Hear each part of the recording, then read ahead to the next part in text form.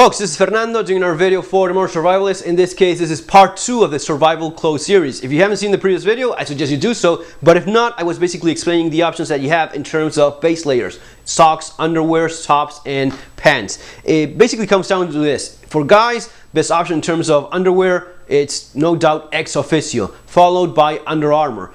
And in terms of socks, you're looking at getting something like this, a technical liner. You have different brands, try out whatever it is that you have available, but you're basically looking for the following things, and these are the tips to keep in mind. You're looking for a synthetic sock that is intended for your foot size. In my case here, it's from 9 to 11. This works great for me. And also a sock that is intended for both your left foot and right foot. Think of it in terms of like a glove. You wouldn't interchange left and right-handed gloves. Same thing for your socks. There's a world of a difference between having something intended for your left and right foot and just sliding just a tube of fabric in either one. You know, it just fits literally like a glove. You basically have no wrinkles, which reduces the chance of having blisters. Lots of good things. I've gone this way and I'm not going to be going back to typical socks anytime soon. This is what I'm using right now, and I bought a bunch of these, so that's that. In terms of fabrics, you basically have cotton, you have synthetics, and you have wool.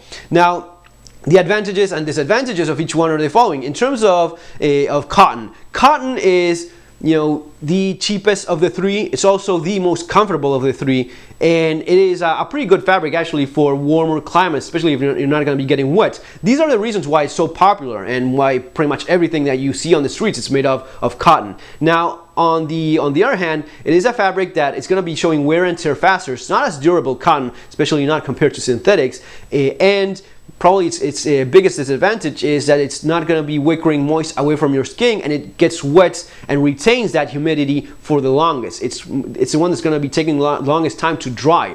While wet, it's not going to be keeping you warm. It's actually going to be taking heat away from you, and this can be quite dangerous in colder climates. During an accident, you got wet, you have cotton, and yes, that's why the saying goes, cotton kills. Cotton kills, especially in colder climates, in colder weathers. In terms of synthetics, this is an Under Armour t-shirt, and synthetics are usually what's being used for sportswear, outdoors activity, intense physical activity. The reason for that is the following. Synthetics are the most durable of the three fabrics. It's going to be lasting the longest time. It's not going to be showing wear and tear nearly as fast. It's going to be the one that dries the fastest of the three, and it's going to be wicking moist away from your skin. These are key advantages to have. It also has a good degree of comfort level. Maybe it's not as comfortable as cotton, but it's pretty close, not bad at all.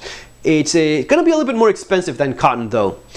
It has a couple of disadvantages, which are, you know, it's going to be having a little bit of smell after a few days.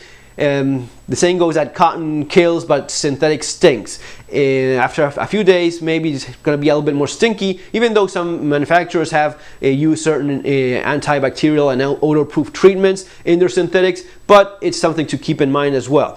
And finally, the synthetics are not ideal in terms of fire. You know, if it's basically plastic, and if it catches fire, it's going to be melted plastic on your skin. Definitely not good. So those would be the key advantages and disadvantages to keep in mind. Finally, you have wool. Wool, especially merino wool, is the one that you usually find in the more high-end type of base layers, which is this is an icebreaker. You have also smart wool. Those are probably the most well-known brands. The advantages of merino wool are the following one. It's a little bit less itchy and more comfortable to wear than normal wool because it's a thinner fiber. It's a material that's not drying as fast as synthetics, but it's going to be drying faster than cotton.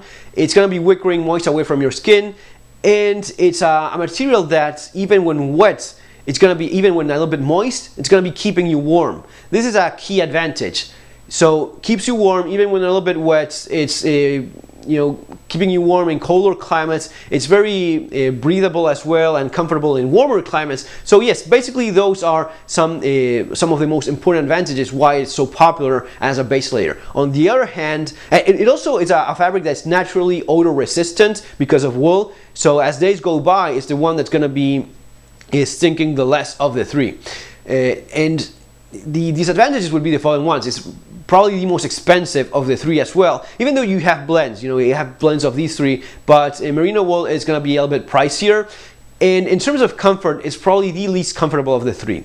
Now, this is something that's not mentioned a lot, but yes, it does itch maybe a little bit, and that will bother you more or not depending on how sensitive you are. In all honesty, after washing it a few times and after wearing it and not thinking much about it, you forget about it. But it is, if you're particularly sensitive, that's something to keep in mind, right? So those would be the basics of the fabrics and some of the stuff that we covered in the previous video. Let's go to this one, which is going to be mid layers and outer shells. We have basically, in terms of mid layers, you have two options mostly. You have fleece and you have wool. You have also done mid-layer jackets, but that's a little bit more of a technical thing used for more of an extreme cold weather conditions. Usually in a basic three-layer system, your mid-layer will be either synthetics like this or wool. Why not cotton? Because a cotton mid-layer really makes no sense whatsoever. You know, it's a thick piece of cotton that's retaining moist, and you know, pretty bad idea.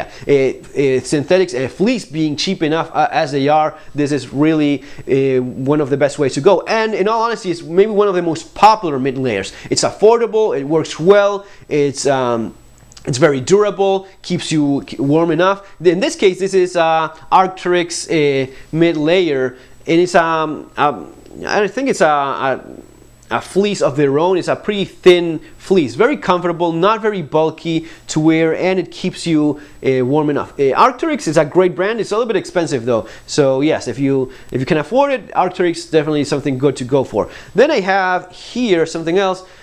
Wool sweater, you know, just a typical wool sweater like we would find in most department store. The thing is, and another tip to keep in mind, learn to read the label. This is something of a dressier type of mid layer that you could use on top of a base layer, and you know, just you wear it on a night out with your friends and something like that. But if you learn to read the label, you will know that this is 98% wool. All right, here it says clearly in the label. So you have a dressier type of option that has those advantages intrinsic to the type of material which is made of. So learn to read the label, guys, and know what you are wearing and the advantages that it has. Finally, in terms of your coats, your jackets, if you want something for, you know, most like 3 seasons and such, basically something like this would be typically what you would be wearing. This is a North Face 3-in-1 jackets. You know, these are the type of jackets that have 2 layers. You have an exterior hard shell, which is going to be waterproof and windproof, even though breathable. This is high vent. This is from North Face. It's more of the budget option of North Face. Then they have the high vent Alpha, which is much pricier though, but at least for me this has worked great. I mean, here in Ireland it rains all the time, so this has been rained on you know, more than I can remember, and even snow, and it's not going through, and it's still breathable enough. And then you have the fleece interior, right, which you can either use the fleece on its own if it's, you know, a little bit chilly but not raining and no wind. You can use the exterior layer only if it's raining and you want to have a little bit of wind protection but you're not particularly worried about cold climates. Or you can use the 3 if you have, or you can use the 2 if you need to deal with all of them together. Now, this is good, but it's a little bit bulky, and sometimes you really don't need it, and I don't see myself just removing away one of the layers depending on what I'm needing, right?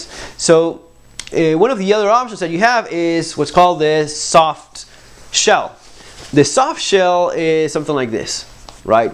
The soft shell is, you know, I think since the 2000s it gained quite a bit of popularity. It was especially intended for climbing gear, because it provided a little bit more of stretch and flexibility. The soft shell is basically intended as an in-between point. It's not completely waterproof, but it has a treatment that I have it actually right here. It's the DWR, this durable water repellent treatment. Basically what that means is that water will, you know, a few drops will just roll out of it. It's a shell that works well enough for that. You know, a little bit of rain it's gonna be dealing with it okay. A lot of rain, no, because it's not specifically waterproof. Quite windproof though, keeps you warm, and this is something that's used either as a jacket on its own, as you know, as it's intended as a soft shell, or as a mid layer if you're dealing with particularly cold weathers, as a mid layer with a hard shell on top of this. I like it. I think it works. It works great. It doesn't look really that bad either, so it's a little bit of a dressier option, but it has those advantages as well. Now, in all honesty, I use the most, especially here in Ireland, given that it's raining all the time, is this. This is actually from High-Tech. High-Tech is a brand that I really like. High-Tech, and this is High-Tech's own. You do have Gore-Tex, which is the best known one, but it's also quite pricey. This is Dry-Tech. Dry-Tech from High-Tech, fully seam, breathable, waterproof. You know what? At least for me, it has worked very well. It has this mesh which creates a layer in between, and most of the time here, even in winter, most of the time I will just wear a base layer and this on top, and that's that. It's breathable enough. It's completely waterproof. I haven't had any condensation and wet on the inside, so it's definitely breathable. And just wearing it like this, that's it. You could combine it with a soft shell for more warmth. That would be suited for much more of a colder climate than what we have here. And this is it. What it does have is the hood, and it's actually a quite good one because you can put it all the way up. And even if it's raining, you're pretty well protected. Good enough big pockets there as well.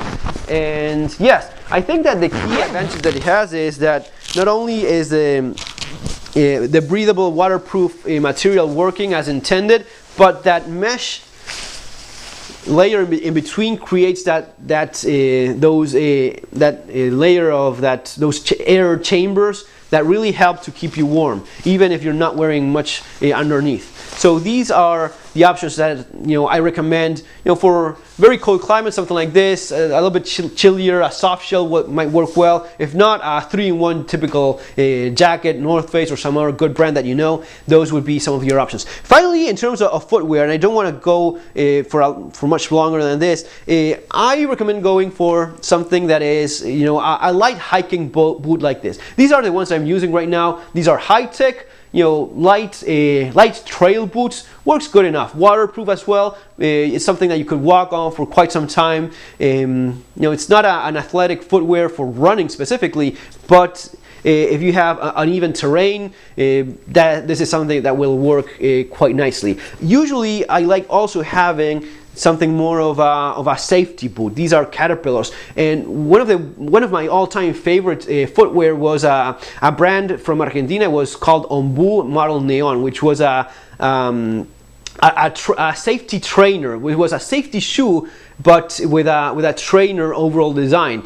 It had that toe protection, it had the electric protection, all those regulations that you will find in technical safety boots in the format of a trainer. That was the one that I liked the most. Caterpillar does make those. I haven't tried them, but I'm tempted to see how that goes. If not, a light trail foot boot will work nicely, or a all-terrain running shoe.